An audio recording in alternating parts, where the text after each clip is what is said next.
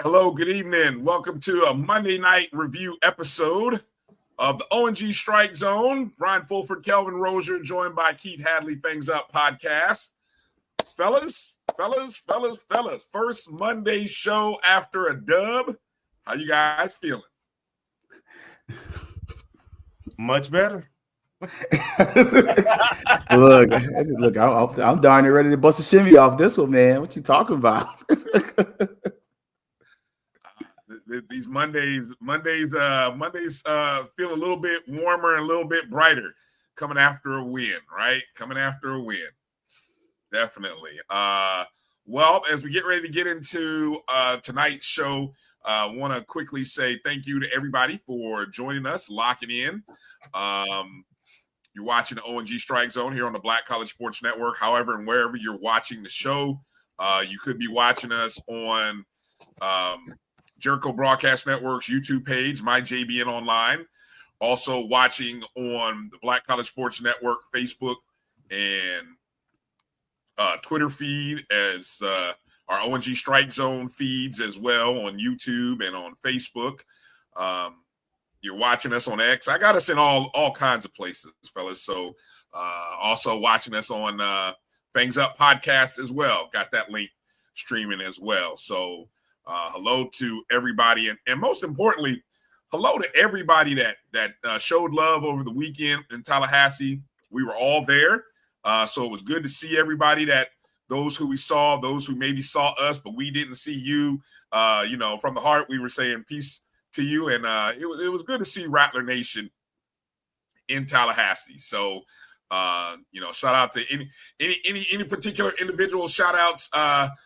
Anybody that you ran into that you want to make sure you shout out, Kelvin and then Keith? Well, I want to shout out the other Kelvin Dean. Yes, exactly. I did see Kelvin Dean. He passed by and spoke and was was at the game on the sideline supporting his teammates, so former teammates. So shout out to him. Yeah. How about you, Keith? Yeah, I want to make sure I shout out the fellow FAMU prognosticators, man.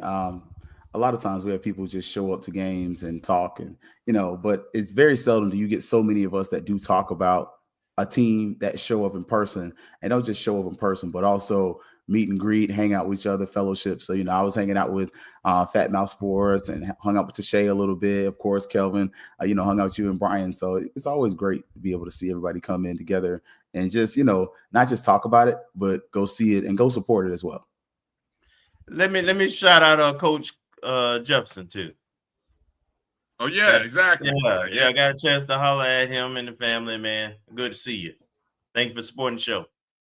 Yeah, definitely. Thank you to all of our JBN subscribers as well, like Marcus and others. All you Rattlers who come in and support. Make sure you hit the thumbs up and the like button if you will, and go from there. So, unlike the Wednesday show, I'm not going to spend a lot of time on the shout outs because we're here for a good time, not a long time. I will, if I see you, I'll make sure to shout you out. I'll put on the little comments, the in-stage comments. Hopefully you guys don't get too ridiculous and I have to cut it off, but we'll put it in there. Hey, so the Rattlers get a home opening win, 33-25 over Albany State. Head coach Quinn Gray leading the Golden Rams back into Tallahassee. His first time as the head coach, or I should say really coaching on the visitors' sideline. Of course, Coach Gray was a former assistant coach. Which he was under, was that under Earl? Was that under previously under Earl? Yes, yeah, under OC. Earl, yeah, when he was the OC. And then, Quinn went on to be, I believe, an OC at Alcorn, then kind of been the head coach at Lincoln High, and then became the head coach at Albany State. So, he is taking the steps to get to that next level. But he has a very good ball club, and they are preseason #1 in the SIC for a reason. And I think you all saw that in this ball game. Well, it was some first that we had in this ball game. First point scored in the first quarter for FAMU as we managed to get a field goal in the first quarter. First touchdown in the first half as well, as FAMU got a touchdown in the second quarter. Overall, FAMU put up 450 yards of total offense in the win over Albany State. The statistics kind of speak for themselves. As a team passing, FAMU passed for 371 total yards and 91 rushing yards, compared to we held Albany State to 321 yards of total offense. They had 201 passing, 120 rushing. The penalties were one of those sore spots for us, as FAMU had 11 penalties for 102 yards. Albany State only had 6 for 42. We had 26 first downs to their 21. Third downs, kind of interesting, because it seemed like early in the ball game, Albany State was the group that was maximizing the third downs. But in total, they were 6 of 11 on third downs. We were 9 of 14 on third down. And I think a large portion of that came on the big drive, which we'll get into in a minute. On fourth down, we were 1 for 1. They were 0 for 1. Time of possession, FAMU 34-58, Albany State 25-02. Early on, Albany State came out, punched us in the mouth. 11-play drive, 77-yard score to go up 6-0. They missed the extra point attempt, which kind of left the score 6-0. We came back on the ensuing drive, 6 plays, 42 yards.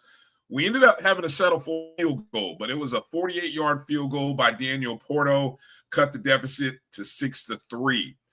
Moving into the second quarter, Albany State would end up getting another touchdown on a really impressive drive, which they really pushed us. They played a lot of no huddle, and when they combined the no huddle with the tempo, which they did on this second scoring drive, they had us on our heels, and they pushed us 4 plays, 59 yards in 59 seconds. Yeah, it was a quick one.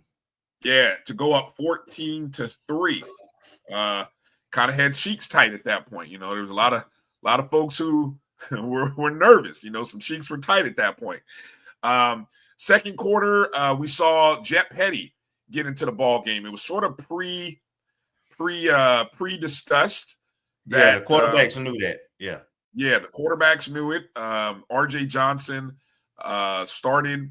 I think he pretty much went the first quarter. I think he was supposed to go the first 2 series, which pretty much took up the first quarter. Then in the third drive, which kind of started in the second quarter, Jet Petty got his opportunity, and I believe on his opening drive, he led FAMU on a 13-play, 67-yard drive. Thad Franklin got the first rushing touchdown of the season, a 4-yard run, cut the deficit to 14-10. Also, late in the first half, we had an opportunity. There were some moments there where it was we were about to run a 2-minute offense. Petty hits a receiver in the hands, literally goes through his hands, ends up being intercepted by Albany State. We hold Albany State. They end up, I can't recall here, did they go for a field goal and miss, or did they go for was a turnover on that? They did miss field goal. Okay, so they missed the field goal, which could have pushed them up 17-10. Worst case, hey, they could have scored. But in missing the field goal, we got the ball back. Weren't really able to do anything much with it. But at that point in the game, we knew we were getting the ball back. So it was sort of a win in that moment. Let's hit on the first half for a minute, fella, because I think there's because you missed something important there. Well, I'm sure I did. The that pass right before the half that the receiver, the tight end, that Jet hit, and he ran it down to the 1, and they called it back on a blindside block in which the block was behind the play, first of all. And second of all, it was not a blindside block. The guy looked at him when he hit him. So it was tomfoolery, cuz tomfoolery. Yeah, they were you're sucking and referring to the jiving. play to Miles Campbell. And man, he was hauling tail. And then I think it was Kanari Wilcher who came from the it would have been from the FAMU sideline. So it was he was behind Campbell to his left. Right. And he just closed the angle off. He didn't push. Right. He got in front of him. I wish I would have had the video of it. You're holding you disagree, Keith? You disagree? Oh, no. Mike Evans just made a catch, Doc. I'm a Buck fan. Come on, Doc. That's all right. That's all right. He pushed off. Pushed off, though. He pushed off like a mug, though. I mean, they were letting it slide on the pass interference side because that deep route. They called pass interference on him. See, look, I knew he pushed off. I just looked up for a hot second. He pushed off like a mug. But anyway, so Kanari Wilcher ends up cutting him off, and they call him with a block, and it was horrible call. And so at that point, that kind of snuffed that drive out, which I mean we easily could have scored and should have probably scored on that drive. But go to the first half. First half comments. RJ Johnson opened the game. Jet Petty came in the second quarter. What did you see there in the first half? Well, for me, one of the things I mentioned that I wanted to see was us get off to a quick start, because we don't do that, and that didn't happen. We got off to the same slow start, and Albany State got off to the quick start. That first drive was a beauty, and they converted 3 third downs. We were stopping them on first and second down, but they converted the first 3 third downs. So that was concerning. And we did a pretty good job of neutralizing their run game in that first half. We struggled a little bit more with the passing game. But I thought we competed. From an offensive standpoint, we moved the ball a little bit, but the first 2 series, I think the plays may have been more scripted.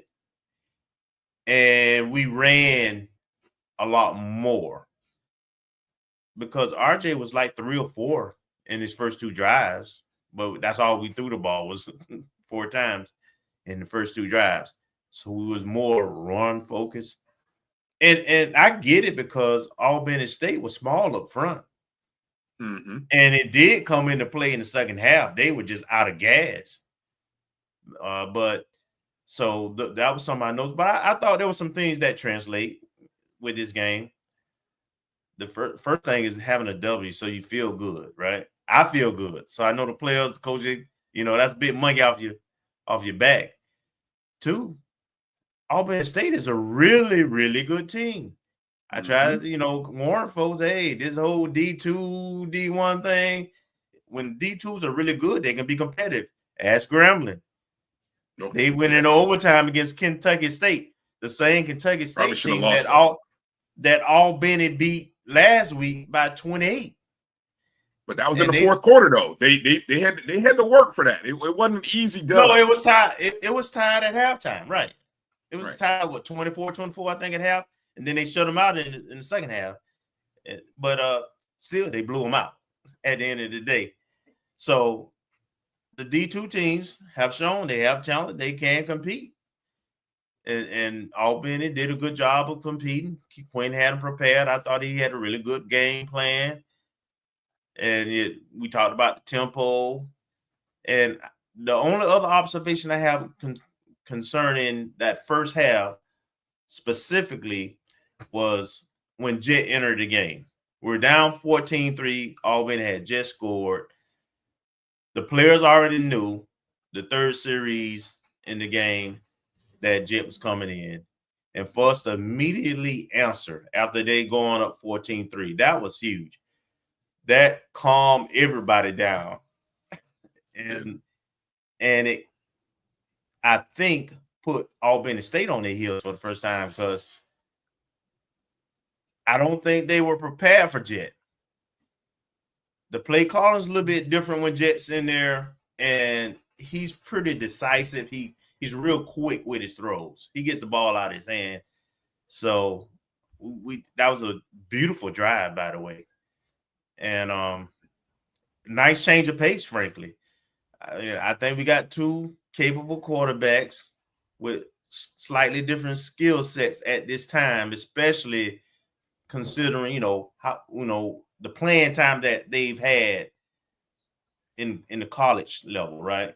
So I think one is a little bit more quicker with the reads than the other, but they both can get the job done.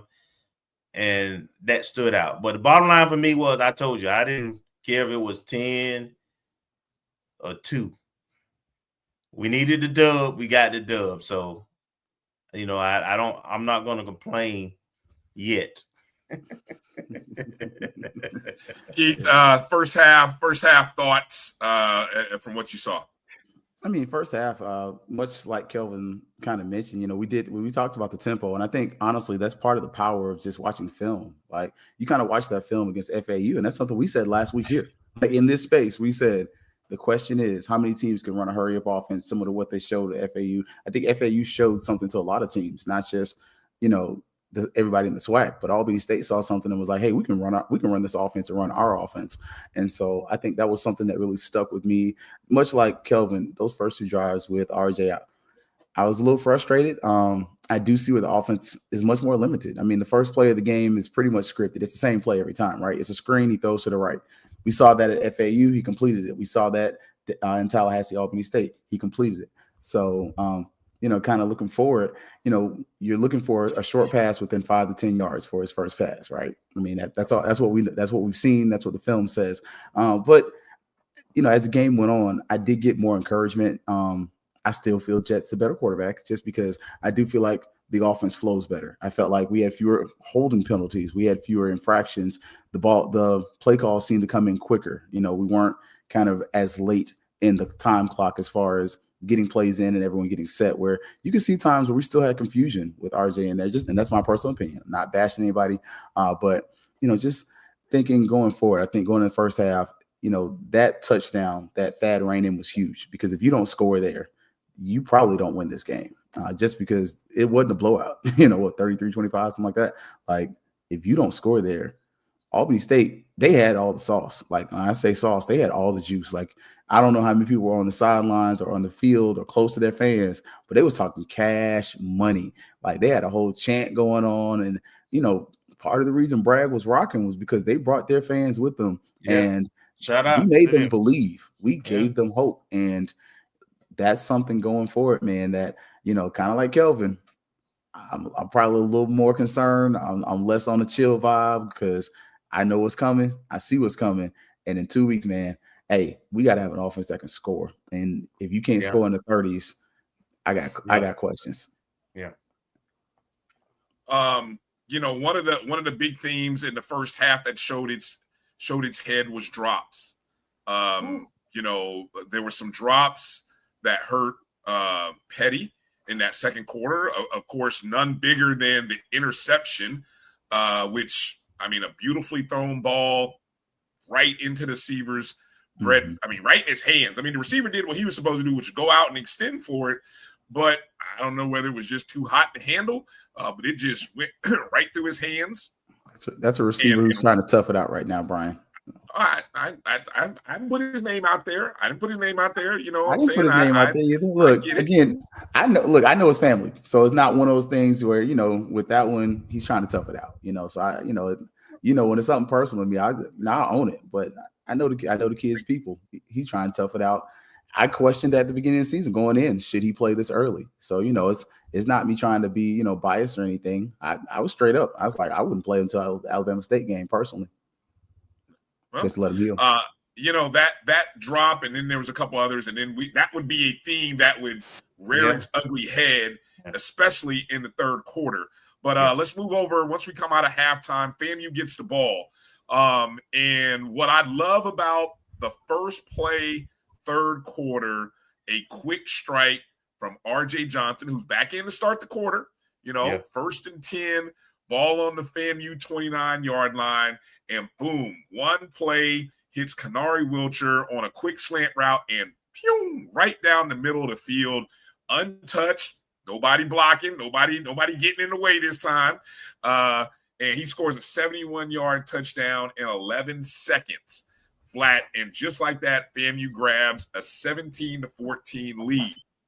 That was huge. That's everything we said we need, Bryan. Isn't that literally give the ball to your players in space? Hey, and after that play, Club Bragg was officially open. It was hot, baby. That felt almost like homecoming.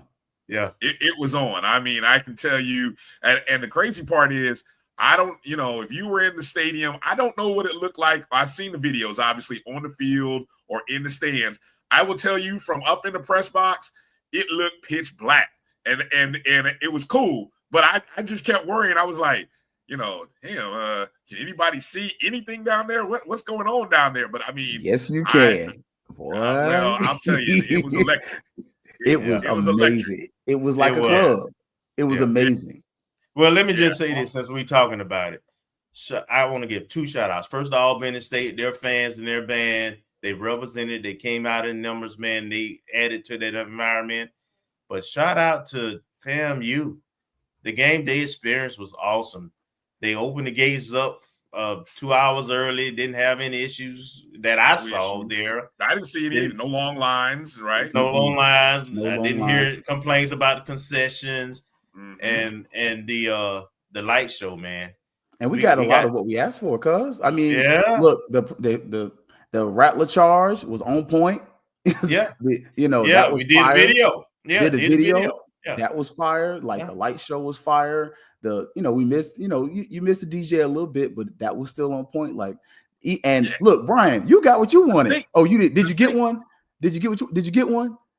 They handed out programs at the football game for the low price of $3.99. Was it the same program that was in the press box? Yeah, it was nice. Okay, so then I got that. Matter of fact, let me see look, I'm telling you. Look, we got a lot of what we asked for. A lot of what we up here talking about as prognosticators, we got. Yes, sir. Game ops was pretty good. Yeah, man. I gotta give props. Yeah. Yeah. Hey, look, the only issue is I don't know who's doing the accounting, but you can't tell me there was 14,000. What? 230? No. I'm sorry. I need a recount. I'm gonna be like, I need a recount, because if they're saying that the official numbers were 14,000 to something, I disagree. It looked like there was at least minimum 18,000 in there. Did they properly count the students is a question I have. Or the bands and I don't know. Recruits. I don't know. Because I don't know. Yeah. So but yeah, it was rocking. Yeah. No. I mean, so I'm told that attendance consisted of tickets sold, the marching 100 members and staff, visiting team band members and staff, FAMU and visitor team coaching volunteers, athletic university staff. I still don't know. I don't see students on there. That's why I say I question how many students, because the student side was the students was rocking. Look, Zach Ansley wasn't even over there, and they were still showing out. Yeah, if they needed to count the students, I don't know how you do that, but that would have been impressive. So FAMU finally gets a lead, 17-14 on the ensuing kickoff. Boom! FAMU special teams comes up with a big play, forces a fumble on the ensuing kickoff. FAMU gets the ball on their own on the Albany State 36-yard line.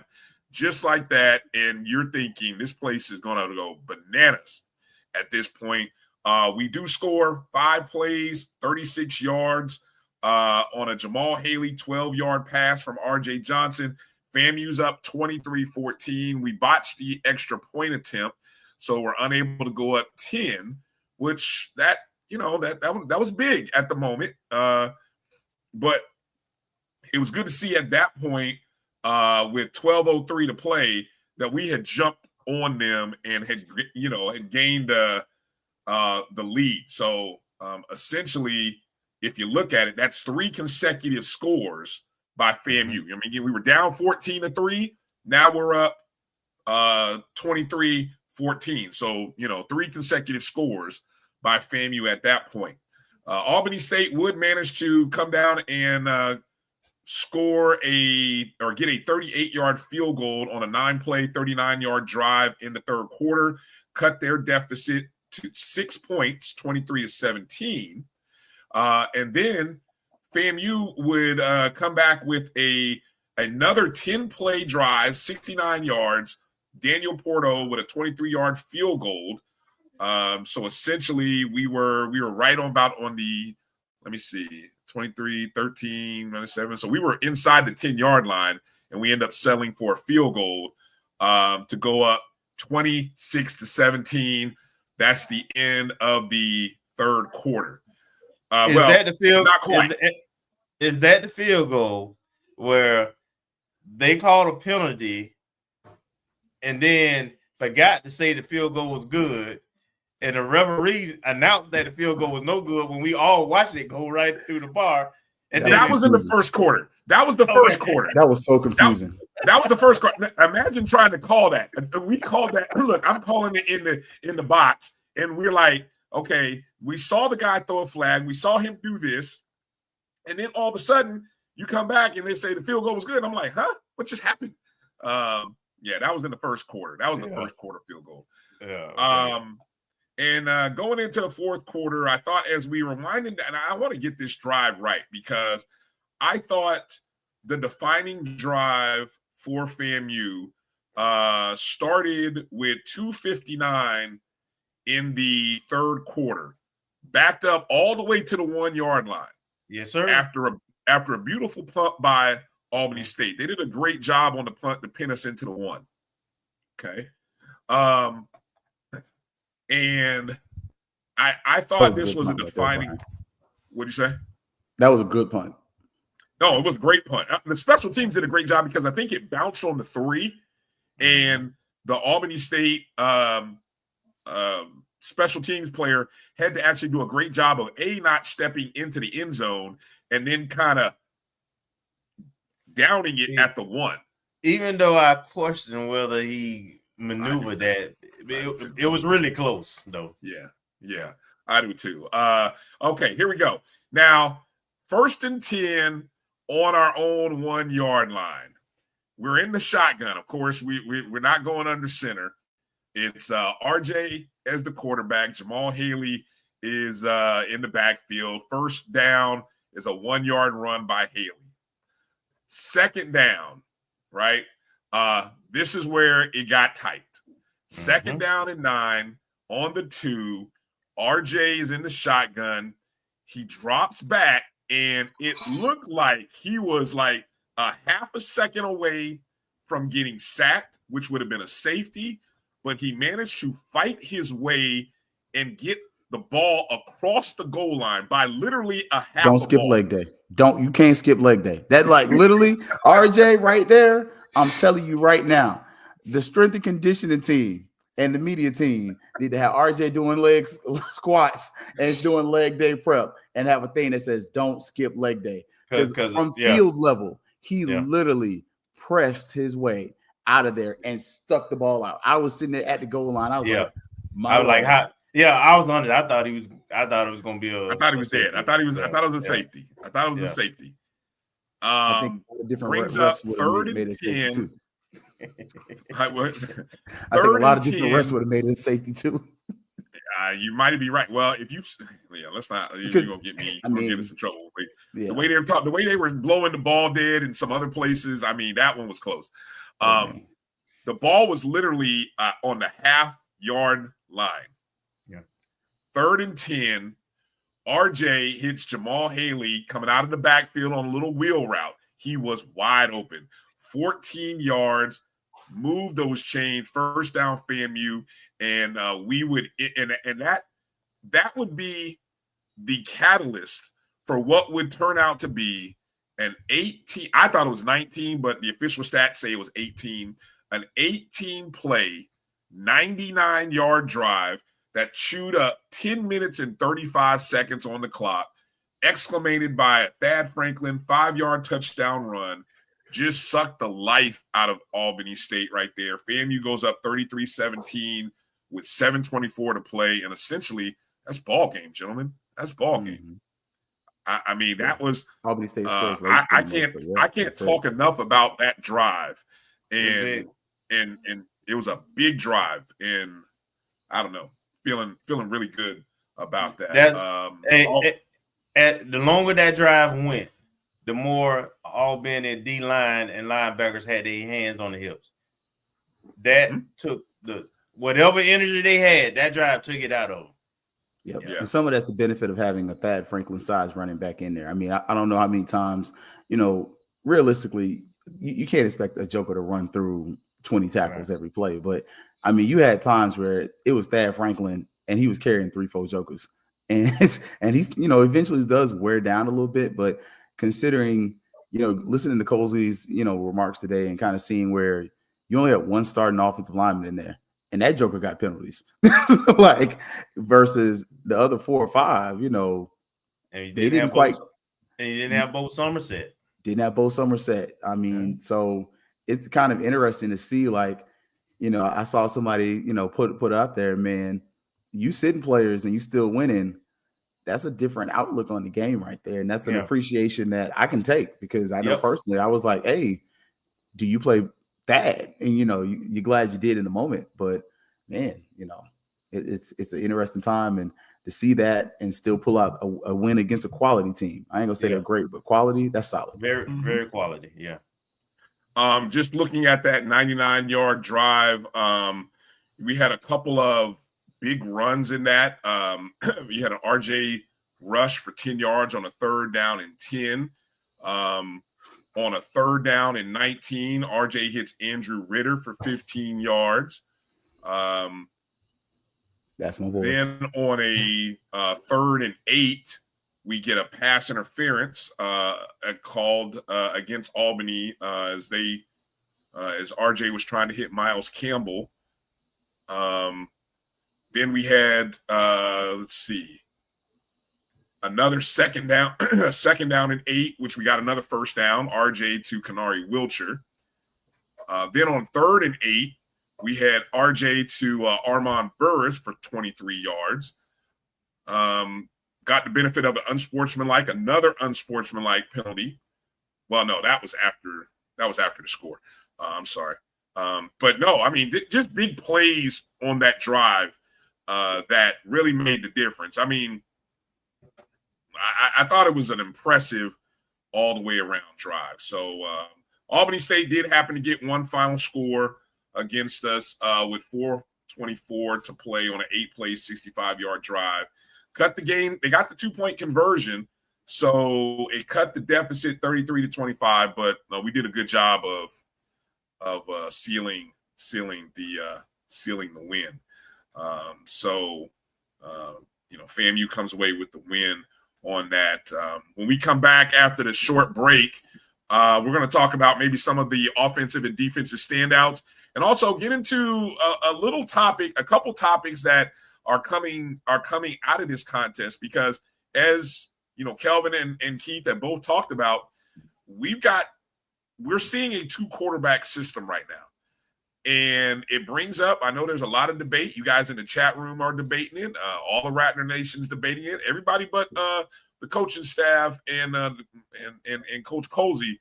But it does bring the question up, how long, how often, is a 2-quarterback system is very rare. People like to use the adage, if you got 2 quarterbacks, you have none. But we might actually have 2 quarterbacks. And, it's just a thought. I mean, we're going to talk about it on the other side, because it's a lot to unpack, and FAMU's got a bye week coming up. So you'll get to hear Kelvin and Keith's thoughts on this particular system. Obviously, we want to hear you guys in the chat, so feel free to get your comments in there. But hang tight with us. You're watching the O&G StrikeZone Monday Night Review, FAMU versus Albany State. We'll come back right after these words on Black College Sports Network. This is the Dean of the College of HBCU Sports, Kenyatta Cavill of Dr. Cavill's Inside the HBCU Sports Lab with Mike Washington and Charles Bishop. Come mix it up in the lab where the course lecture is in session every Tuesday from 6 o'clock p.m. Central Standard Time on Facebook Live, YouTube Spreaker, or the BCSN app, as we discuss all things about the HBCU sports culture, including exploring the week that was in the sporting HBCU diaspora, as well as the upcoming week of HBCU sports. With me, the Dean, the College of HBCU Sports, on Dr. Cavill's Inside HBCU Sports Lab with Mike Washington and Charles Bishop. Course lecture dismissed.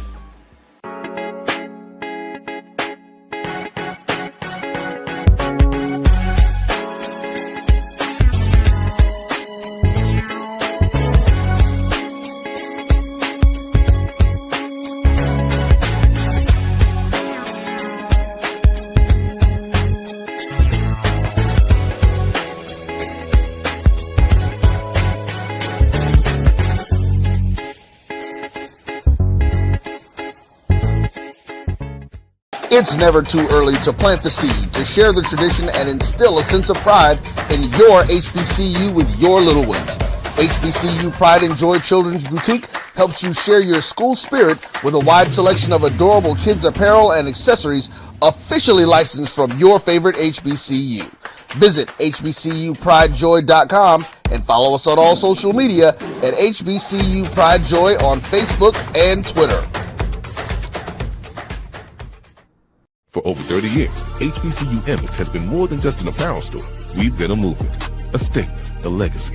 We celebrate the pride, the purpose, and the culture that make historically black colleges and universities legendary. Whether you're a student or a lifelong supporter, our gear lets you wear your HBCU story with confidence and style. Because when you wear HBCU Image, you're not just wearing clothes. You're wearing culture. You're wearing pride. You're wearing purpose. HBCU. College football fans, the Cricket Celebration Bowl is celebrating 10 years of crowning an HBCU national champion. A champion will rise at Mercedes-Benz Stadium on December 13th as the MEAC and SWAC champions clash in Atlanta. Join us for championship football, interactive fan experiences, and iconic marching bands. It's an HBCU family reunion that you don't want to miss. See who will be crowned the next HBCU national champion. For event and ticket information, visit thecelebrationbowl.com.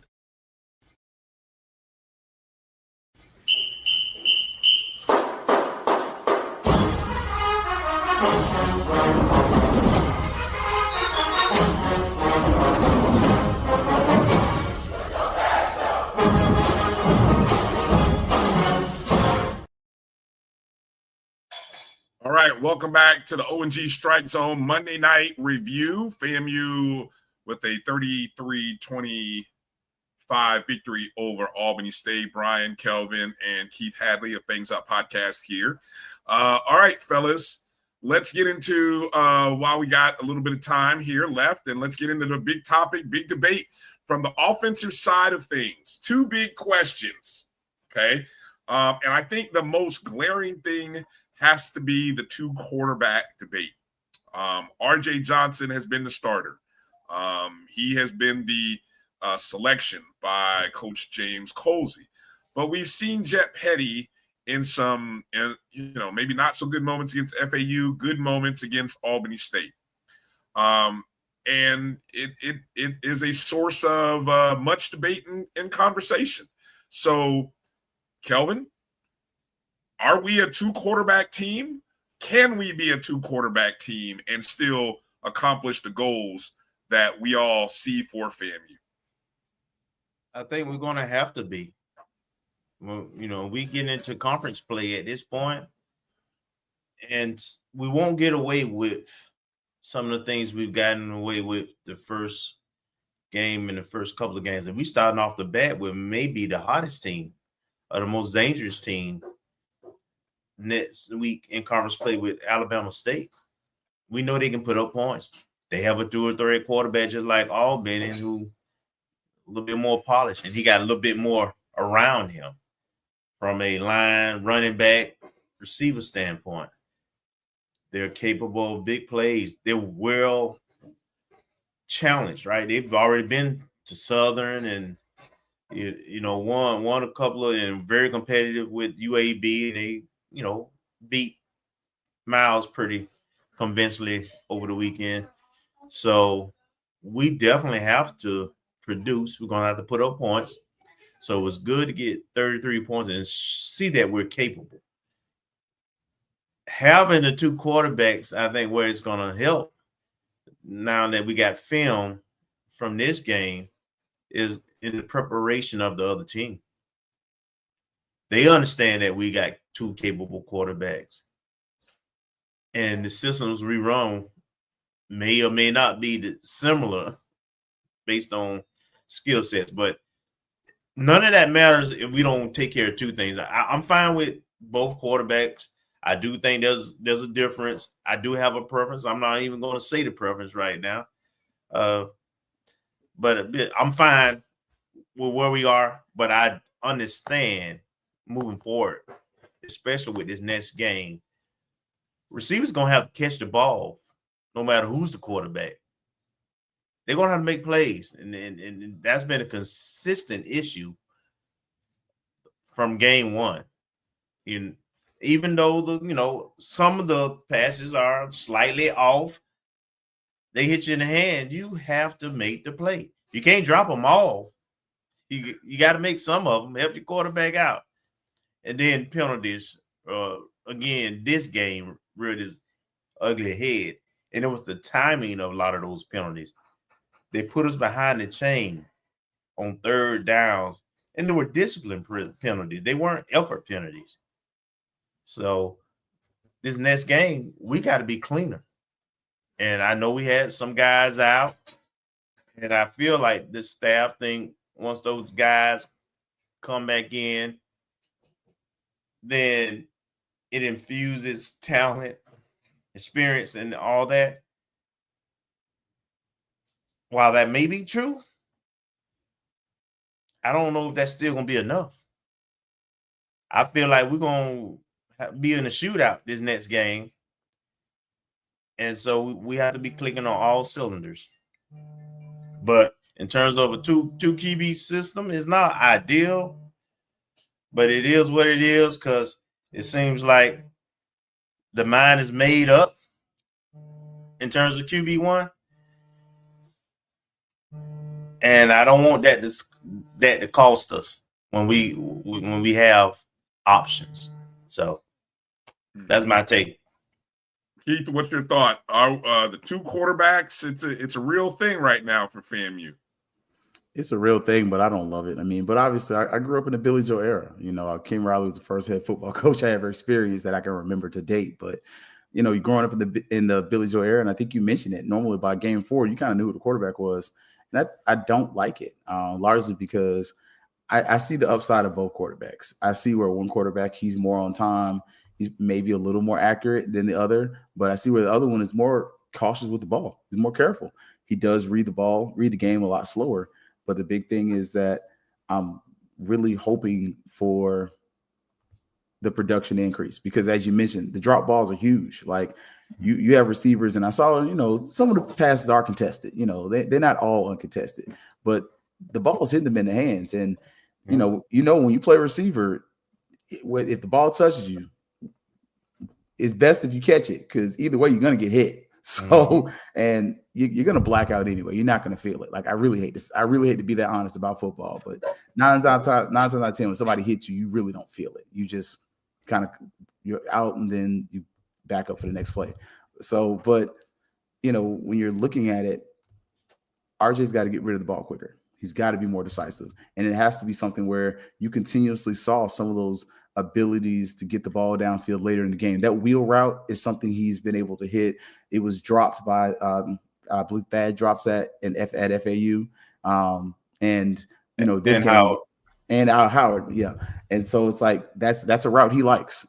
He likes the tunnel screens with RJ. Whereas, when you're looking, with Jet, the offense opens up a little bit more as far as attacking the seams, and then some of those shorter routes come open and they get hit a little more often, especially like the slants and those things like that, because he's more decisive.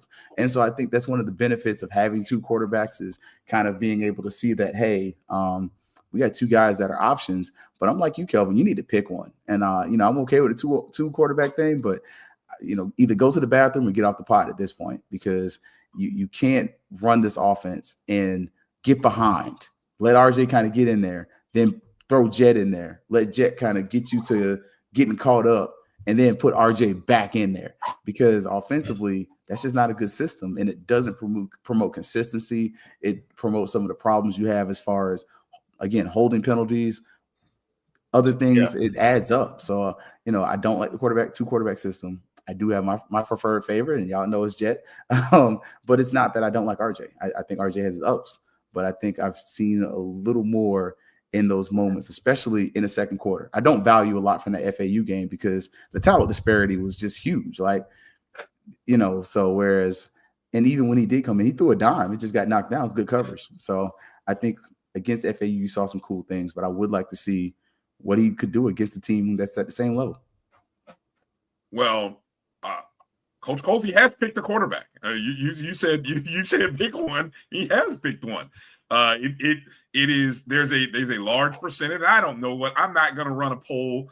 If I wanted to be that guy, I'd run a poll and say, who do you want? But I'm not going to do that. Because I don't think it's productive. But here's what I'll say though. The one thing that impresses me statistically about RJ is he's had 3 clean games statistically. Now, I know if we want to go with potentially what could have been, sure, you could find some things. But at the end of the day, what's on the ledger is no interceptions, no fumbles lost. Okay. And then also while you guys were talking, I glanced over in the SWAC and just took a glance at the team quarterback, because just like yesterday, right? You look at yesterday or Saturday's stats from the quarterback position, 26 of 36, 371 yards, 2 touchdowns. I don't know what those are great numbers from the quarterback position, and that's 2 guys. High percentage. Yeah. Yes, exactly. High percentage. Exactly. And some of that is also, as much as folks want to bash, you got to give credit to the offensive coordinator for calling plays that he knows are going to fit the skill set of his quarterback. Yeah. Within the SWAC, we are the 3rd best passing offense right now. And what's funny is I'm just looking at an average per game. We're sitting at 260.3 yards per game, which is tied with Alabama A&M and 2 yards behind Alabama State, who we see in a couple of weeks. Now, from a yardage perspective, again, total yards, we're sitting right there neck and neck with both of the Alabama schools. The biggest separation is Alabama State has kind of added the passing touchdowns. I mean, obviously, Body had a 4-touchdown day in week 1. And then I think last week against Miles, I think he might have threw for like 3 or 4. So the passing touchdowns is completely different. But from just a numbers perspective, right, we're getting good play from the quarterback position, right? And then I just go to look sacks. Somebody brought up them sacks. Yes, now sacks are, but I'm going to say as long as the sacks aren't turning into fumbles. I mean, RJ's taken 3 sacks. That's 3 too many, maybe. But he's not losing the ball, So I'm not, guys. I'm on the RJ Johnson side right now, and it's not that I don't want to see. I see what all of you see in Petty. I really do. I see what all of you see. But I don't see RJ doing such a bad job that it warrants moving off of him completely. You know what I'm saying? And so I think if the play calling is going to call plays that suits RJ's game, then we're going to roll with it. I'm okay. I see what I see, But to your point, Bryan, we talked about the SWAC numbers. Let me give you another SWAC number. 2-9, I think, out of conference. The 2 wins are like D2 wins. the SWAC is not very good, not a very good conference. No, it's not a very good conference. The Hampton win don't even look at like it no more. No. Hampton just lost the A&T. Right. And when I said that, I was being mean when I said that game was unimpressive, but I was being mean. So but you're right. And that what gives me hope, honestly, moving forward, is that, you know, competing in the SWAC, it looks very manageable because nobody's killing it at this point. Yeah. Outside Albany State, Alabama State is the only team in the SWAC from an offensive standpoint that looks like a juggernaut. Yeah. And my only concern with that is, and part of why I have a sense of urgency is we've got our SWAC hours, right? Like, you know, and y'all seen the video, you know, y'all know how I feel about FAMU and the SWAC, but we've got our SWAC hours. We also have been in the SWAC long enough to know one loss in the SWAC, as long as FAMU is here, pretty much kicks you out. Like if you lose one game in this division, I can't say on the other side.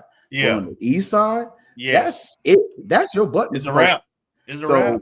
That's why it probably sounds like, oh, keep you chill, relax. No, there is no chill, because if you lose one game on the east side of the SWAC, you're hoping to go to the playoffs. So it's one of those things where you can't fall forward with this. The East is tough in general. The East is tough with the fact that Alabama A&M now is a legitimate team, I think. Yep. And I said preseason, I told you that my dark horse team was A&M. So it's a four. It's no longer just a 2-team race.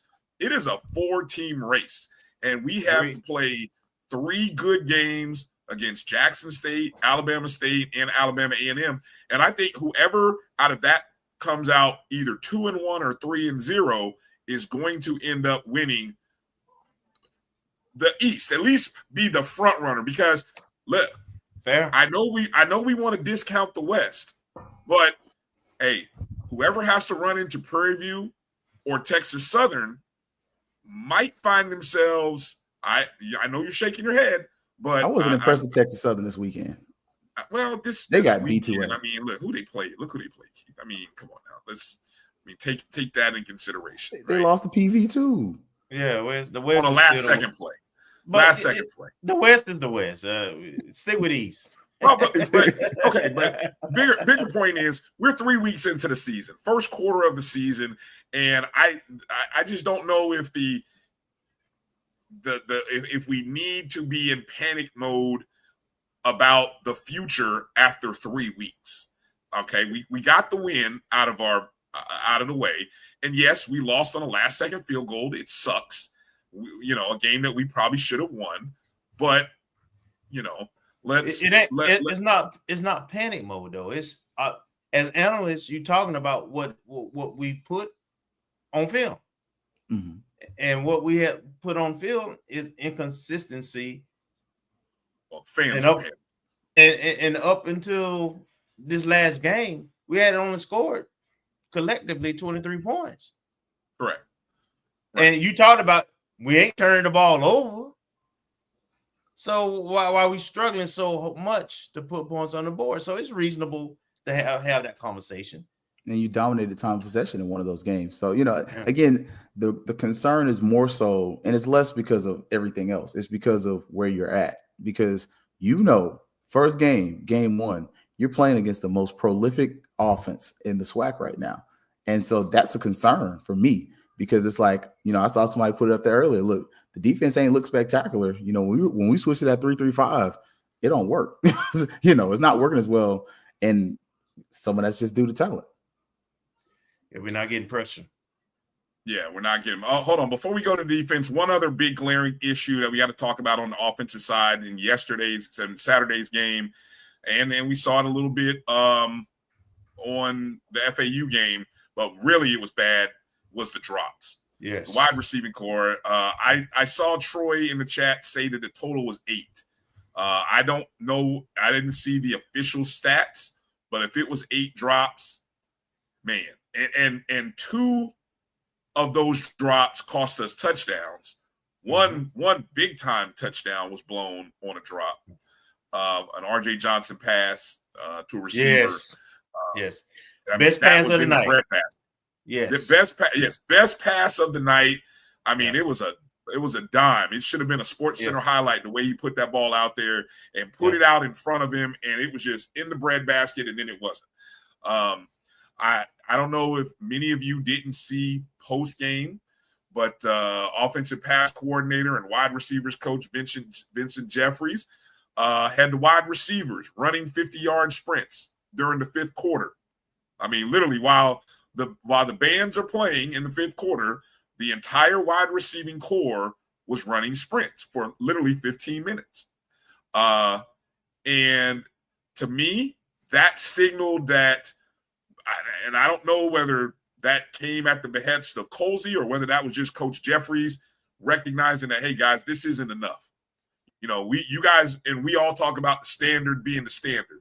Well, if this is wide receiver HBCU by that name that I'm not going to say, then we got to catch the damn ball. We got to catch the ball. Period. You know, because 8 drops is 8 too many. And it wasn't just one guy. And we just talked 8 or 10. I thought it was more than that. And we just talked about we only Troy said 8. Yeah, we only had 10 balls that weren't caught. If you look at so right. The ones that weren't caught was drops. Over half of them were dropped. Yeah. Yes. More than half. You think about it, like what, 75%? That's ridiculous. Yeah. I mean, if 2 or 3 drops per game is realistic, but 8, 9, that, you know, we've said that kills drives, it kills momentum, and even within the stands, you know, man, when that deep ball was thrown, the whole stadium, RJ threw a dime. That thing was beautiful, and the whole stadium, we was up, and they dropped the ball. You heard the whole stadium on their feet. Oh, it lets the air out of the stadium. I saw the receiver imply that the lights got in his eye and he couldn't follow. He couldn't find it. That's what I would have said. Yes. So I will say this: our receivers probably do need visors with the new lights, because I looked up a few times. I was like, God bless them, because it's hard to see in those new lights. I will say that. Okay. I mean, I would have said the same thing, right? I said, "Oh, the lights in my eye." I don't know. It's understandable, right? Okay, sure. The lights. All right, there it is. Defensive side of the ball. Second game in a row, we've seen a team push us with tempo. FAU pushed us with tempo. Albany State did a really good job of pushing us, and they really seem to pick on some secondary guys. I got to make sure we give some love while we're talking about defense first and foremost. I got to make sure we give some love to Jamel Sanders, who was just named SWAC Defensive Player of the Week. He was all over everywhere. He was everywhere. Didn't he get a stack up the game? Yes, yeah. He had 4 solo tackles, 2 assists, 1 sack, 2 tackles for loss, and a pass breakup. And of course, you know, that sack that he had was a real pivotal sack at that point in the game when it occurred. He's a redshirt senior. And I forgot, where is Jamel from? Let me see how quickly I can pull up the roster here on Sanders. Sanders is a redshirt senior from Plainfield, New Jersey, a South Florida transfer. So, yeah. So that's two USF transfers that I can think off the top of my head that are starting. Yeah, exactly. Yeah, last year. So this is his second year as he came over last year. He was a redshirt junior. He came over last year. You know, had some good games, especially against Southern last year, but really has stepped in. 6'1", 195. So doing a great job. But getting back to the bigger point, defensively, seemed like we got picked on a little bit in the secondary. How was the pressure to you guys? Because that was a big issue for me against FAU. I don't think we got enough pressure. Did you like the kind of pressure that we got on Albany State, or was it still not to your liking? It wasn't where it needed to be, but I also understand that we had about 3 interior linemen out on the defensive side. So that had an impact. Mm-hmm. And we started off with number 4, was that Norris at end? Yeah. That's one thing I picked up. I was like, wow, we got linebackers playing in this game. So I have a little grace for that. My biggest issue with the defense, a lot of folks go directly to the secondary, but I don't see enough activity from our D line for me. And that's interior and exterior. Now I know number one didn't play. We haven't seen Westmoreland the whole season yet, and then you had the two interior guys who weren't in there. So I get it, but we I just want them to be active, even if they don't dominate. Take up some blocks, move the quarterback out of their comfort spot. Make sure that you close those lanes, those running lanes, when you got quarterbacks who are run first, pass second. And I would like to see the DBs take away the first read. Most quarterbacks at this level, just like in high school, in the HBCU game, did it rip out? If you make them have to go to their second and third reads, then the pressure can get there. Mm-hmm. So that's that's complimentary football, and I got to see a little bit better effort on that. Yeah, and I agree. For me, the pressure at first, it was frustrating, but I kept noticing we ran a 3-down front for the most of the game. So when you're running 3-down linemen, I'm not anticipating getting a lot of pressure. I think that's where a little more of the linebackers and the Fox roles, the Jamil Sanders, I think that's where they're going to come in as far as blitzing and showing some of those things, because I think you did adjust your defense. We've been a base 4-2-5 for a while, but we're showing a little versatility, and so I wasn't elated with the pressure, but I'm kind of like y'all, man. Like Poe number 16 got picked on a few times. Like Quinn Gray threw that deep ball to him once, and he's like, "Oh, you got away with that pass interference. All right, let's try it again."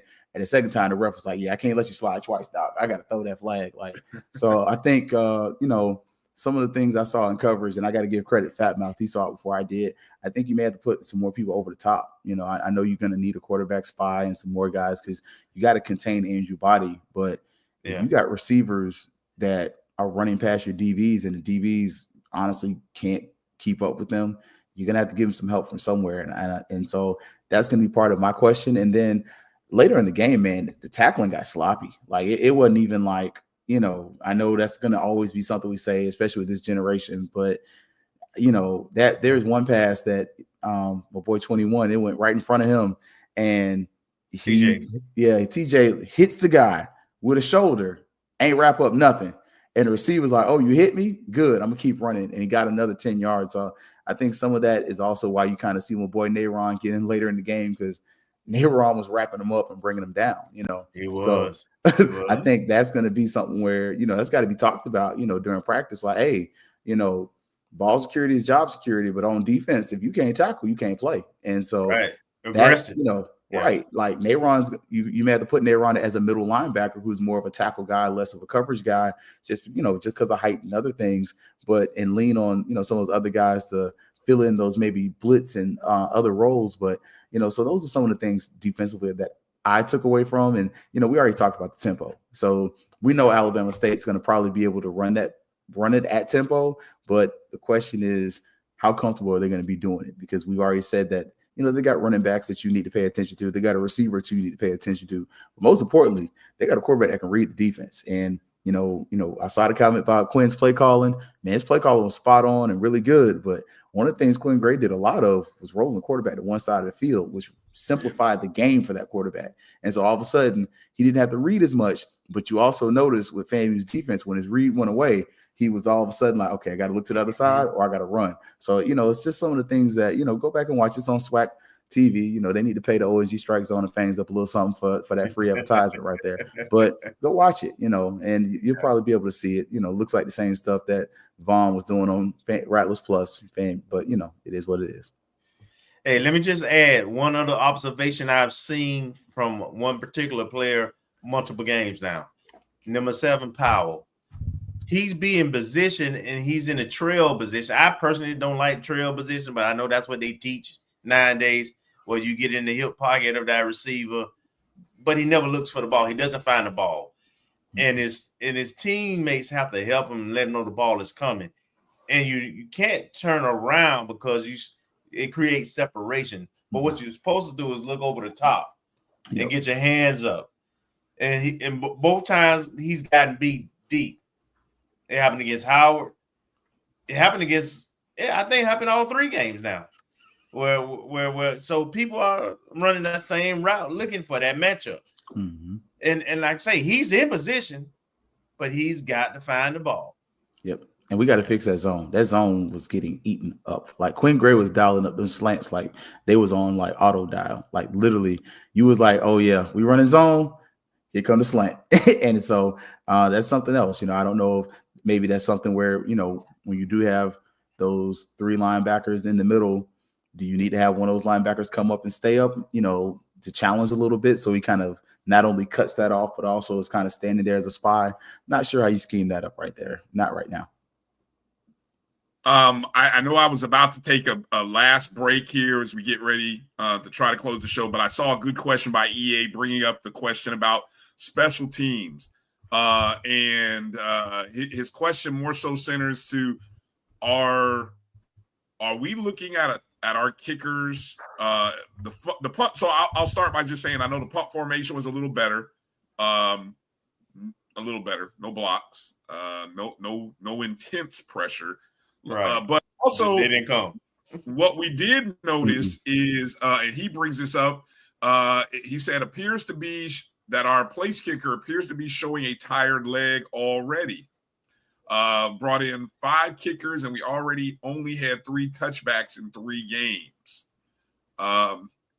Did you notice that our kickoffs went out of bounds not once, not twice, but I'm not mistaken, 3 times? But I wonder on the one that went out of bounds now. That was by design. Yeah, I think I don't know why. Well, you know why. He wasn't trying to kick it out of bounds, but he was trying to kick it at an angle. Right. So that because their kick returners were getting way too many yards. Yeah. And so that was an adjustment by really getting the midfield. I mean, the furthest any of those special teams guys got was maybe the 35, 40. No, they had a couple. They broke a couple. Go back they broke a couple. They got about 40, 30, 35 is too much. It's too much. Yeah. But I did but the one thing I did know, speaking of that, was that it's not getting to the end zone right now. Yeah. That part. Not getting to the end zone. And while we're talking special teams and special teams coverage, I don't know what happened after Albany State had scored that touchdown to cut it to 33-25. They went onside kick, and I don't think our recovery. I don't think they didn't see it. They didn't. Yeah. I would like to think they were coached it. They had it set up. They had a setup. We got lucky that they jumped off sides because they very much should have and probably would have recovered the ball in the 4th quarter. And again, down 8. Had they recovered it and not jumped off sides, they would have had a chance to go down for a potentially tying score. Yeah. And we've struggled with 2-point conversions this season. Right? Yeah. Yeah. Well, and to that point, the one criticism, because overall I thought the game was an okay game, but the one thing that has been consistent in all 3 games, timeout management. It's awful, man. We taking timeouts coming out of breaks and TV breaks and 4th downs, and because we can't get lined up out a few times. Yeah, because we can't get lined up. Our time management we gotta coaches, we gotta tighten that up. Yeah, it does have to get a little bit better. I won't disagree with you there. All right, we're coming back with grades right on the other side of this break, as we like to do. Grades, offense, defense, special teams, and coaching grades coming up on the other side for the game against Albany State. You guys can drop your letter grades in there for whatever unit. And hey, since we got a win, we can finally talk about player of the game, offense and defense and player of the game. I feel like we have to, right? We won a game, so we got let's give a game ball, offensive and defensive game ball. So there you go. You guys got something in the chat room. Oh, Adrian Cook already dropping He's a hater. That's it. That That's might a be troll, for his yeah. squad. That might be his team. Hello? His team might get that Hello? D-. Hello. Hello. All right. Let's take that short break. Come back. You're watching the O&G Strike Zone right here on the Black College Sports Network. Be back in just a moment. This is Bryan Fulford. AD Drew and I are co-hosts of the BCSN Sports Wrap. We talk about all things related to HBCU athletics. From the games, teams, coaches, and fan interest stories, we cover it all. You can find our shows on Facebook at BCSN Sports Wrap, YouTube at MyJBN Online, and everywhere you listen to podcasts like Anchor, Spotify, Google, and Apple Podcasts. You can also find the show on the Jericho Broadcast Network's app. Make sure to download. We look forward to you joining the conversation and being a part of the show. The Cuvée Group is a Florida-based marketing and training consulting firm. We help businesses communicate to their target audience and engage them in conversation. We also help to expand their audiences, which will ultimately result in growth for those organizations. In addition to being a certified constant contact specialist, my colleagues and I are also certified in John Maxwell Leadership Principles. We use these proven principles to conduct workshops, training, and private coaching sessions for individuals and companies looking to take things to the next level. Contact us to schedule a free consultation. Issues today, don't delay, call Cuvée. For over 30 years, HBCU Image has been more than just an apparel store. We've been a movement, a statement, a legacy. We celebrate the pride, the purpose, and the culture that make historically black colleges and universities legendary. HBCU Image, a Kenny T's company. College football fans, a champion will rise in Atlanta on December 13th. MEAC champion, SWAC champion, the 10th Cricket Celebration Bowl, crowning an HBCU national champion. For event and ticket information, visit thecelebrationbowl.com. ESPN Events presents Red Lobster Band of the Year. Returning to Atlanta on December 12th, 4 bands will qualify for the big stage, where 2 national champions will be crowned. Follow us for rankings updates throughout the season, and join us on December 12th. For event and ticket information, visit bandoftheyear.com. When it comes to professional learning, teachers deserve better.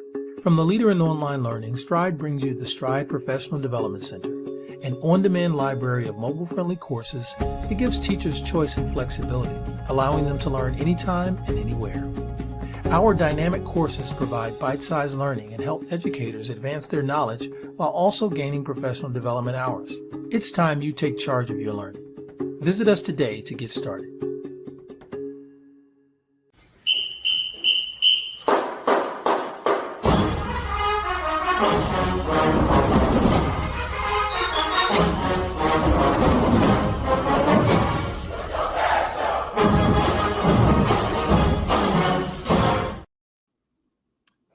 Welcome back to the O&G Strike Zone. Monday night review, FAMU versus Albany State. Rattlers with a 33-25 victory. Bryan Fulford, Kelvin Rozier, Keith Hadley of Fangs Up Podcast joining us here.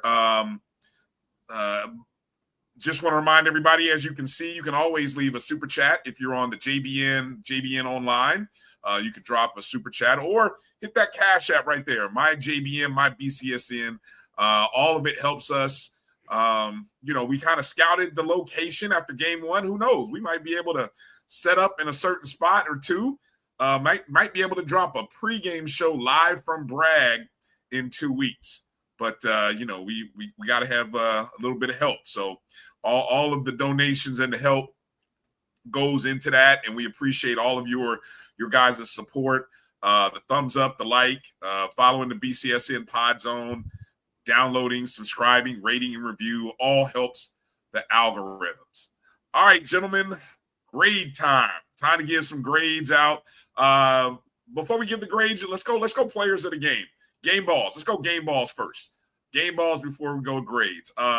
Keith, offensive, defensive game balls. Who you got? Man, offensive, I ain't gonna lie. Look, I ain't no hater or nothing, but I'd probably say RJ. I mean, while as much as I am a proponent for, hey, I would like to see Jet start, I think RJ's second half and him scoring those 2 touchdowns was enough to give him the game ball. I think defensively, it's got to be Sanders. I mean, he won Defensive Player of the Week for the SWAC, but that linebacking crew deserves a little bit of recognition too for those who stepped up in the second half. Yeah, What about you, Kelvin? Game ball, offense and defense. So offense, I would give it to Canary Wilcher. You know, he had 5 catches, 121 yards, TD, that long TD, 71 yards. It gave us the first lead of the game. So that's my offensive player. Defense, let's go with Nayron, I think. You know, he didn't get as many reps as he normally get. They rotated a lot of guys, but he still finished with 3 solos, 2 assists. He had a tackle for loss. Yeah. So he was, when he was in there, he was impactful. Yeah. I'm glad you said that, because the two biggest hits came from Sanders and Jenkins. Both of them had the 2 most woo hits of the game, you know, the woo hits or whatever you want to call them. You know, we might have a new segment called the woo hit of the day, because those were the 2 hits those guys put on, which were definitely the most impressive. You guys, I don't know. Just to be a little different, I don't know if it's contrarian, but I'll go Thad. I'll give Thad his props. Let me pull up, I think the official numbers for Thad. 15 carries, 76 net yards, 2 touchdowns. The average of 5.1 is what I love. That's what I love, which means if Thad gets 20 touches, come on, that's 100. That's 100 easily. I'll give it to Thad. I thought he ran hard and just really, really impressed with his performance. Tony agrees. He's dropping Thad in there. EA agrees with you guys with the RJ love. Let me see. I think Kenya dropped in there. Let me see. Kenya said offense Thad, defense Jamil. So let me see. Tony also said Sanders on defense. I think all in all, good stuff there. Congratulations. We'll see. I know they'll do something at the 220 quarterback club, the Eddie Jackson 220 quarterback club with the game balls. But one day we're going to work ourselves up to having a O&G Monday night, an O&G Fangs Up podcast game ball, and so we're going to work our way up to that one day. All right, it's time for grades as we get ready to close the show. What we like to do is give some grades: offense, defense, special teams, and coaching. So, Kelvin, why don't you lead us off with? Let's start with. I'll let you whatever you want to start with. Whichever unit you want to start with. We'll leave coaching last, though. Man, I'm finna shock some people. Ooh, I'm starting off with offense. They get A-. Oh yeah, I am shocked. Shocked. Over 30 points. And the only reason they get in the minus is because of the drops. But over 30 points. The quarterbacks were very accurate with the ball.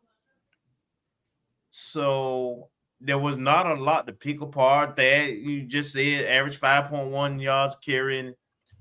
So it was a lot of good production out of the offense. So they get A- for me. Am I doing the defense too? No. Let's go around the horn. Keith, go ahead. We got offense. I'm with Nehemiah on the offense. I'm gonna go B, but I'm gonna give a B plus. I think the only reason I dropped down to a B, it's the drops, but it's also that first half. I mean, that first half, you really look lethargic until you do a quarterback swap, and then you do another quarterback swap. It wasn't the first half; it was the first quarter to be first quarter. Yeah. So and so it's like. And then, once you get Jet in there, you get a little spark, and then you come back third quarter, first play, RJ hits something. So, I'm gonna give him a B plus today. That's good stuff. I just had to break out the calculator, make sure I did this right before I decide whether I'm going B plus or A-. I'm going A- too. 26 of 36. That's 72%. I'm pretty smart. I know that's a heck of a with 8 drops. With drops. Yeah. With 8 drops, right. 10 incompletions, 8 drops. That's a pretty good job by the quarterback room. So, I'm going to say, the quarterback room carried us to the A. The offensive line and Thad Franklin did a great job. Guys the receivers who caught it when you caught it, you did a good job. But yeah, so I definitely go A-. All right, Keith, you get the first lead on this one. Defense or special teams? Which one you want? I'll go defense. Just keep things in order. Defense, I'm gonna go C+, just because we gave up some big plays and later in the game, and I understand some of that is just due to like you're really on your fourth or fifth defensive line group there, but you kind of got a little lax as far as stopping the run. So C+, but it could have been a B if we made a few more tackles and we probably didn't get some of those penalties, namely pass interference penalties.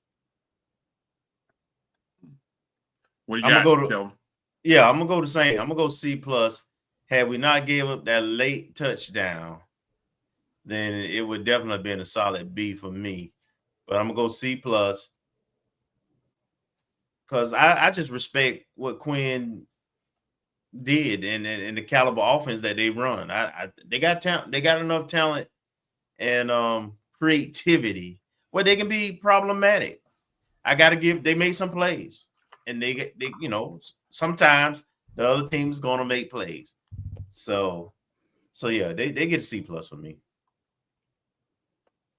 I'm I'm probably a little more optimistic. I'll go B-, and I'm going B-, because as you just said, I know people want to downgrade and say they're going up against a D2 team, but pay attention. Don't be surprised at the end of the year if this is the D2 team that is in the running for Division II Black College National Champion. And then at the end of the year, what might we be saying about this team a little bit differently? And I know we gave up that late score, but man, they were well coached, well organized, put together well. They didn't kill themselves. I just think we played a good offensive unit, and we still managed to hold them. What was the total numbers again? Total team numbers? Yeah, 300 or something. Yeah. Yeah, held them under 321. Tell them to 321. That's still a C. Yeah, that's a C. That's a lot of yards. I got B-. I got B-. I'm going B-. I want to see though. Do they play Edward Waters? That's I check the schedule, but yeah. Special teams. Quickly, special teams. What do you got? Special teams. That's a C. We made a field goal. Our kickoff coverage wasn't great. We didn't get the ball to the end zone kickoffs, which was what we were expecting. Punting, we didn't punt a lot, to be honest, but we didn't average 40 yards. So yeah, it's a C. That's the unit that I'm giving the C- to. That, I mean, with the exception of the unit forcing that fumble on the kickoff return, I was not happy, not impressed with the punting game wasn't great. The field goal unit wasn't great. I mean, the onside kick thing, we got lucky that they jumped off sides. Yeah. I mean, look, man, that's special teams wasn't special for the third consecutive week. That worries me. I can hear Kofi now. I can hear Kofi in heaven screaming because look, remember that championship year? That's what he talked about. He talked about that to Blue in the face, and that thing came up to bite us in the rear when we went to the playoffs in Southeast Louisiana.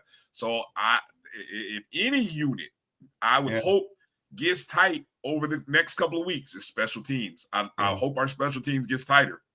70.5, Doc, because you have. So, and it's darn near a D. Like, I really want to give you a 68 because I don't give out 69s. But I really want to go like 68.5 because that punt that ends up on the 1 yard line, you can argue that the returner should have picked that up. You have multiple back-to-back kick out of bounds. Their return team was getting some decent returns. Like field goal wise wasn't spectacular. So it wasn't special. It was just kind of there. And, like you said, with that, despite if somebody isn't offsides, it might be a different game. Yep. Mm-hmm. Good point. Marcus jumped special teams a C. Blocked the extra point, gave up at least 3 explosive returns, did have a couple of field goals, unprepared for onside kick. Couldn't have said it better. Shout out to Marcus. All right, last category here, coaching. Coaching category. All right, Keith, I'll let you start it. Guess first. I'm going to go C+, largely because I felt like he got outdueled by Quinn, and that's not a slight on Quinn, but I felt like offensively, and I'll give credit, I saw it somewhere else, I think if talent was equal, I don't think you win this game. And so C+, defensively, you got blasted a little bit. Offensively, you had some good moments, but with the receiver room kind of being what it was. But overall, I gave it a C+. I can't drop it down to like a C- or elevate it quite to a B. You scored the points you needed. You came out with a win. You want me to go, Kelvin, or you want to go? Go ahead. Yeah, you go. I might shock you here. Because I am giving credit to what we did going into halftime and the adjustments that we made.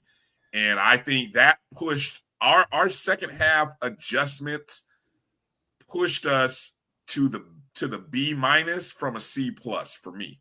I like what we did in the third quarter. Down 4 points. Late in the second quarter, don't forget. I mean, we were very fortunate that Albany State didn't score a touchdown, didn't get a field goal, and they were inside the 30. So we were very fortunate to come out of the end of the first half down 4. We responded, punched them in the mouth, and I thought so. Whether we, the combination of Colsey and Burris from the offensive standpoint, the defense doing the job. I'm going to go B-. I mean, there's always room for improvement. Wasn't the greatest. And I'm not going to even come with the angle about the Quinn Gray angle that you mentioned. Cause look, Quinn is a good coach, man. Quinn is a good coach. He had a good game plan. He studies his opponent. He studied us well. He knew what he could and couldn't do. He knows what he has, and I do think there is something to that. Knowing what you have and being able to call plays, knowing and having full confidence in your QB signal caller. I think we're still working up to that. B- for me. What you got, Kelvin? I'm going C+. We got the win. And offensively, we did get it rolling eventually. Concerns, again, time management. We seem like we're always using timeouts, and it's for dumb stuff. Got to clean that up. And special teams not being prepared for the onsides and not being able to get lined up for the 2-point conversions, as well as that one of those touchdowns that they scored with tempo. We done seen enough tempo over the last 2 weeks. We should be a little better than that. But I do understand we had some guys out, so I'm taking that into consideration. So C+. All right. I don't know if we do a Monday night review next week because it's a bye week. I don't really know what we. I mean, sure we could come up with something. I mean, because I know there's a thirst to talk about something, but this has always been a game-based show where we review the game, and we got a bye week this weekend. So unless we were going to jump off the deep dive and really analyze the first 3 games, which I don't know. I don't know the merits of doing that. Maybe you guys will convince me otherwise.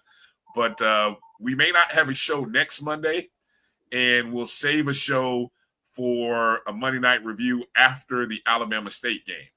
So make sure you are following us on all social media handles, on Facebook, on Twitter, Instagram. Make sure you're subscribed to our YouTube and Facebook pages, and we'll let you know. we'll let you know if we're going to do something. If not, you can count and find us on Wednesday night, 8 p.m. Eastern, 7 Central, right here on the Black College Sports Network. You can find Keith's next show on Thursday night. Fangs Up Podcast is where you can find it.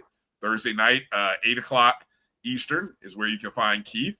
And Kelvin, any what's the guest lineup looking like for Wednesday? We got Amber Fullwood, who's getting inducted into the Hall of Fame, and I'm debating whether we bring on Nick this weekend or next Wednesday. Nick Eaton has committed. Nick Eaton. Oh, okay. I thought it was. I was looking. I was like, oh. No. I was like, oh, wait a minute, who? Okay. I might want to save that for next weekend. Yeah. But maybe we can. We need to call up. Maybe we can find out what. Maybe we can get some volleyball talk. If we can get one of our volleyball players in on the show, maybe we can go that route and talk volleyball on the next show. So, all right, Keith, anything you're working on in between now and Thursday? Now and Thursday, not really too much. I'll go ahead and let the cat out the bag. Fat Mouth and myself, we are probably doing a little mashup on Thursday. So we'll probably push some of the recruiting talk to Sunday, which I really love because that gives me more time to make graphics and other things and more time for us to offer more kids. So, looking forward to it. With Fat Mouth and Sports and I, we've done a little mashup in the past before. So it's always good times when it's not just you on the show. And, when you ain't got to run it, you kind of throw your hands back. That's always fun too. So, Thursday, myself, Fat Mouth Sports, supposed to do a little mashup. But we're going to talk about some of these recruits. FAMU Football dropped about I've seen 3 offers in the past about 24 hours, especially coming right off of the win at home. So, interested to see how that goes. And also really looking to see what's going to come about from softball and volleyball. Softball, you've had potential recruits. I don't want to say the recruits at the softball camps coming up. So, see if any of these girls get some offers and continue to see basketball there. Because one of the things that was really nice to see this weekend was the FAMU coaches supporting FAMU football. Coach Pressure was there. Look, I saw her before the game, and I saw her after the game. I saw Coach Ward there. He stayed the entire time, and they were there after the game too. So, really interested to see what some of these, some more of these offers are going to look like that are coming out. Did you see that 5-star and 4-star that Coach Ward and Coach Lass had on the sideline? Yes. Okay. Yes. And they've done the visits. This is an exciting era for FAMU athletics as far as basketball, and you're really hoping the football can stay on top, because if we can get both revenue producing sports to be in a nice little sweet spot, that can be a really fun time that we haven't really seen at FAMU since the Billy Joe era. Mm-hmm. Yeah, the hump era. Yeah. All right. Well, appreciate everybody for joining the show tonight. Make sure to follow us on all of our social media handles. You know where to find Keith. Fangs Up Podcast is where you can find him. Go check out the BCSN Pod Zone everywhere you listen to podcasts. Spotify, Amazon Music, Apple and Google Podcasts, iHeartRadio. Download, rate, review, subscribe, all that good stuff. We appreciate it. Congratulations to Coach Cozy and the Rattlers for getting win number 1. 1 down, several more to go. And coming out of the bye, we've got Alabama State in less than 2 weeks. So good stuff, great stuff. So that's going to do it for tonight's show. See everybody on Wednesday night. For Keith and Kelvin, I'm Bryan. Fangs up, everybody. Make sure to strike, and strike again. Peace out.